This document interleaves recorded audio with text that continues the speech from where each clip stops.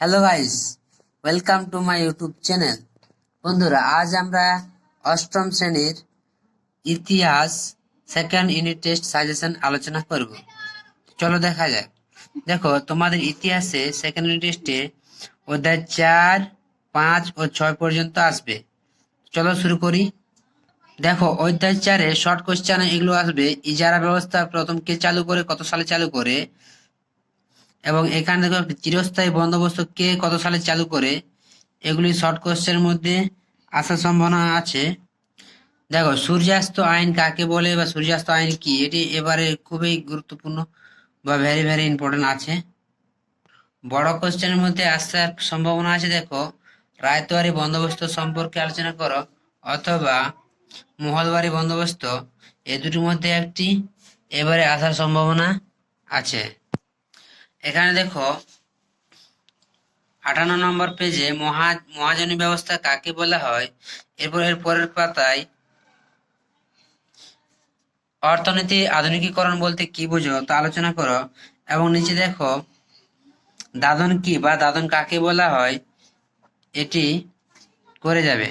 এরপর দেখো 60 পৃষ্ঠায় নীল বিদ্রোহ কাকে বলে, নীল বিদ্রোহ কত সালে হয়, নীল বিদ্রোহের কারণগুলি আলোচনা করো। এটি বড় কোশ্চেনের মধ্যে পড়তে পারে। এছাড়া 2 নম্বর কোশ্চেন পড়তে পারে তোমাদের দাক্ষিণাত্য হাঙ্গামা কি বা দাক্ষিণাত্য হাঙ্গামা কাকে বলে, পৃষ্ঠা নম্বর 61। এখানে দেখো কৃষকের সুবিধার জন্য আইন এবং প্রজাস্বত্ব আইন, এগুলো একটু দেখে যাবে শর্ট কোশ্চেনের জন্য। এরপর দেখো পেজ নাম্বার 63-তে এখানে অবশিল্পায়ন কাকে বলে, 2 নম্বর কোশ্চেনে আসার সম্ভাবনা আছে। অবশিল্পায়ন কাকে বলা হয়।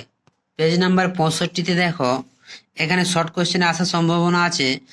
কোথায় প্রথম পাটের কল চালু হয়েছিল এবং কোথায় প্রথম সুতির কাপড় তৈরি কারখানা চালু হয়েছিল কত সালে, এগুলি একটু দেখে যাবে। পেজ নম্বর 67 দেখো কত সালে রেলপথ নির্মাণ প্রকল্প শুরু হয় এবং কে শুরু করেছিল তা লিখো। এটি শর্ট কোশ্চেন পড়বার সম্ভাবনা আছে। পেজ নম্বর 70 দেখো এখানে টেলিগ্রাফ যোগাযোগ ব্যবস্থা কত সালে চালু করে, এটি শর্ট কোশ্চেনে আসার সম্ভাবনা আছে। এরপর দেখো পরের পৃষ্ঠায় 71 দেখো সম্পদের বহির্গমন বলতে কি বোঝো, এটি ভিভিআই ভেরি ভেরি ইম্পর্টেন্ট এবারের জন্য। চতুর্থ অধ্যায়ের কোশ্চেনগুলি দেখে যাও। এখানে দেখো শর্ট কোশ্চেনগুলি সবই করবে। এখানে 2-এরগুলো সব করবে, 3-এ অতি সংক্ষিপ্তগুলি সবগুলোই করে যাবে, এবং 4-এর দাগের ক আর খ এ দুটো করে যাবে। এরপর দেখো অধ্যায় 5-এ শর্ট কোশ্চেন, এগুলো একটু দেখে যাবে। মধ্যবিত্ত ভদ্রলোক কাকে বলা হয়। পেজ নম্বর 78 দেখো এখানে একটু শর্ট কোশ্চেন ভালো হয়। বেঙ্গল গেজেট কে কবে প্রকাশ করেন। এরপর সতীদাহ প্রথা কে বন্ধ করেন, এই শর্ট কোশ্চেনগুলো দেখে যাবে। দিগদর্শন সাপ্তাহিক পত্রিকা কবে কবে প্রকাশিত হয়। এছাড়া পরের পাতায় দেখো হিন্দু বিধবা বিবাহ আইন কে চালু করেন, এগুলি, এবং লং কোশ্চেনের মধ্যে দেখে যাবে এখানে সমাজ সংস্কার আন্দোলনে রাজা রামমোহন রায়ের ভূমিকা অথবা সমাজ সংস্কার আন্দোলনে বিদ্যাসাগরের ভূমিকা, এই দুটি কোশ্চেন দেখে যাবে। এই দুটির মধ্যে একটি আসার সম্ভাবনা। পেজ নম্বর 80-তে দেখো নববঙ্গ কাদের বলা হয় বা ইয়ং বেঙ্গল গোষ্ঠী কাদের বলা হয়। পেজ নম্বর 81-তে দেখো এখানে পণ্ডিতা রমাবাই সম্পর্কে আলোচনা করো। রমাবাই কে, এরভাবে পড়তে পারে। তারপর দেখো নিচে দক্ষিণ ভারত থেকে বিধবা বিবাহ আন্দোলন শুরু করেছিল বীরেশালিঙ্গম পান্তুলু, এটা শর্ট কোশ্চেনে আসার সম্ভাবনা। আরেকটি শর্ট কোশ্চেন আছে খুব সুন্দর, দেখো 82 পাতায় কে কত সালে আত্মীয় সভার প্রতিষ্ঠা করেন, এটিও কিন্তু খুবই গুরুত্বপূর্ণ। এরপর এগুলো দেখে যাবে। একটু ছকগুলো দয়ানন্দ সরস্বতী সম্পর্কে আলোচনা করো। এগুলো এখানে এটি খুবই গুরুত্বপূর্ণ। দেখো মুসলিম সমাজ সংস্কার আন্দোলনে স্যার সৈয়দ আহমদের ভূমিকা কি, এটি এই কোশ্চেনটি একটু দেখে যাবে। সাঁওতাল বিদ্রোহ কাকে বলা হয়, দেখো এর পৃষ্ঠা নম্বর 84-তে সাঁওতাল বিদ্রোহ কাকে বলা হয়, দিকু কাদের বলা হয়, সাঁওতাল বিদ্রোহের দুজন নেতার নাম কি? এগুলো শর্ট কোশ্চেনের মাধ্যমে আসবে এবং সাঁওতাল বিদ্রোহের কারণ পড়তে পারে।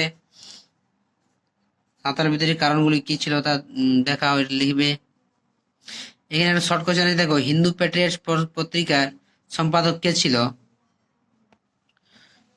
পেজ নম্বর 86 দেখো ফরাজি আন্দোলন সম্পর্কে লিখো এবং মুন্ডা বা উলগুলান কি।